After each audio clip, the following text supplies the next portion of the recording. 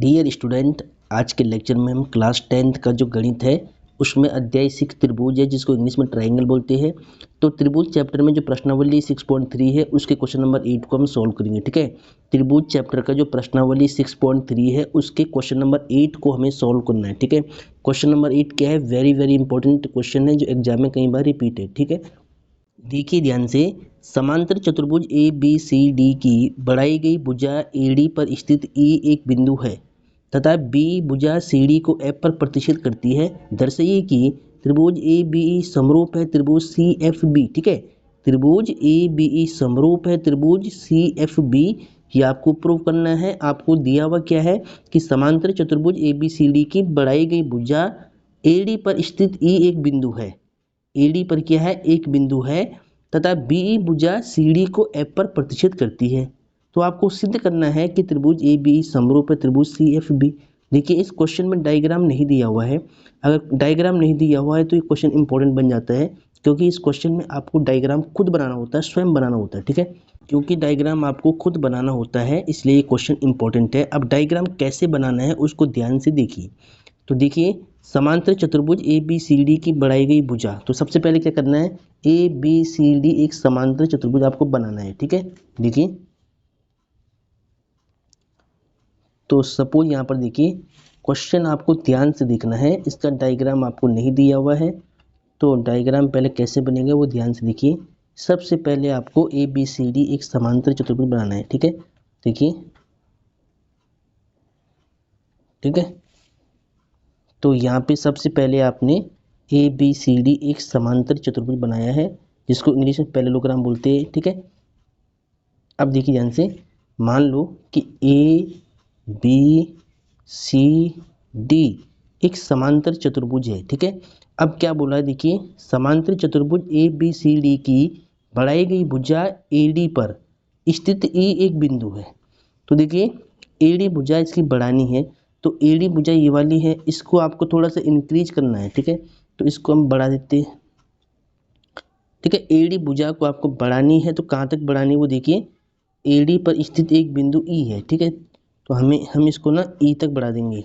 Suppose that यहाँ पे हमने ई पॉइंट तक इसको बढ़ा दिया। क्या किया? दोबारा देखिए, समांतर चतुर्भुज ए बी सी डी की ए डी भुजा को आपने ई तक बढ़ा दिया है, बिंदु ई तक बढ़ा दिया है, इसको इंक्रीज कर दिया, प्रोड्यूस कर लिया है। ठीक है, तो देखिए, अब आगे क्या बोला है? तथा बी भुजा सी डी को एफ पर प्रतिष्ठित करती है। जो बी भुजा है, देखिए बी कहाँ पे होगी? बी और ई, यानी इसको ज्वाइन करना पड़ेगा आपको, बी और ई को मिलाना पड़ेगा। ऐसे ये आपने मिला दिया। अब देखिए ध्यान से कि बी ई भुजा सी डी को एफ पर प्रतिष्ठित करती है। जो बी ई भुजा है वो इस सी डी को एफ पॉइंट पर प्रतिष्ठित करती है, इंटरसेक्ट करती है। ठीक है, डायग्राम कैसे बनाया है एक बार वापस देखिए। सबसे पहले इसने बोला था कि ए बी सी डी एक समांतर चतुर्भुज है, उसकी ए डी भुजा को बिंदु ई तक बढ़ाना है, प्रोड्यूस करना है, इसको हमने प्रोड्यूस कर लिया है। फिर बोला है कि जो बी ई भुजा है वो सी डी को बिंदु ई पर प्रतिष्ठित करती है। ठीक है, जैसे इसने बोला था वो मैंने यहाँ पे बना दिया डायग्राम। ठीक है, डायग्राम बनाना आपको समझ में आ गया होगा। अब हम गिवन लिखते हैं और इसको सॉल्व करना स्टार्ट करते हैं। ठीक है, तो सबसे पहले एग्जाम में अब आपको लिखना है सॉल्यूशन, जिसको हिंदी में बोलते हैं हल। ठीक है, हल में क्या लिखना है? गिवन। गिवन मतलब दिया है। ठीक है, तो क्वेश्चन में क्या दिया हुआ देखिए कि एडी पर स्थित एक बिंदु ई है। ठीक है, और बी भुजा सी डी को एफ पर प्रतिष्ठित करती है। तो आपको यहाँ पे लिखना है कि भुजा एडी को बिंदु ई तक बढ़ाया गया, एडी को बिंदु ई तक बढ़ाया गया है। ठीक है, तथा एंड बी सी डी, ठीक है, बी ई भुजा सी डी को बिंदु एफ पर प्रतिष्ठित करती है। बी ई भुजा सी डी को एफ पर काटती है मतलब प्रतिष्ठित करती है। तो सिंपल भाषा में लिखना, काटती है। ठीक है, इतना आपको बोला गया था क्वेश्चन के अंदर, ठीक है। अब आपको सिद्ध करना है, टू प्रूव। यहाँ पे लिखना है आपको सिद्ध करना है, यहाँ पे क्या लिखना है, सिद्ध करना है। इंग्लिश में क्या बोलते हैं, टू प्रूव, इसको बोलते हैं दिया है, गिवन को क्या बोलते हैं, दिया है। सिद्ध करना है, टू प्रूव, ठीक है। अब सिद्ध क्या करना है, त्रिभुज ए बी समरूप है त्रिभुज सी एफ बी, त्रिभुज ए बी ई समरूप है त्रिभुज सी एफ बी, ये आपको सिद्ध करना है, ठीक है। इसके बाद हम लिखते हैं उपपत्ति, प्रूफ। क्या लिखते हैं, उपपत्ति, जिसको बोलते हैं इंग्लिश में प्रूफ, ठीक है।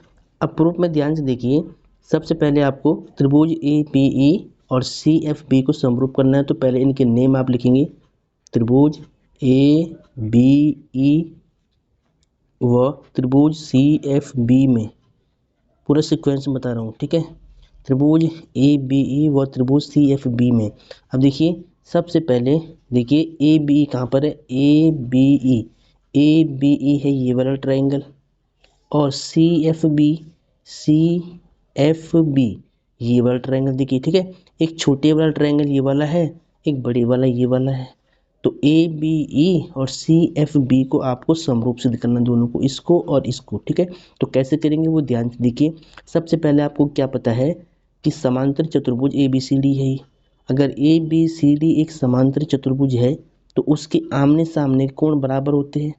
9th क्लास में आपने पढ़ा होगा कि पैरेललोग्राम के अपोजिट्स एंगल इक्वल होते हैं, यानी समांतर चतुर्भुज के समूह कोण बराबर होते हैं।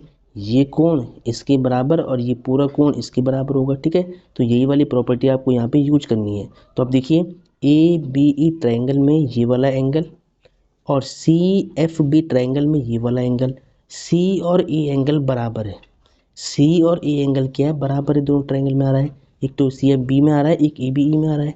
अब देखिए, अब आपको पता है कि समांतर चतुर्भुज के जो साइड होती है वो समांतर होती है, ये इसके समांतर, ये इसके समांतर।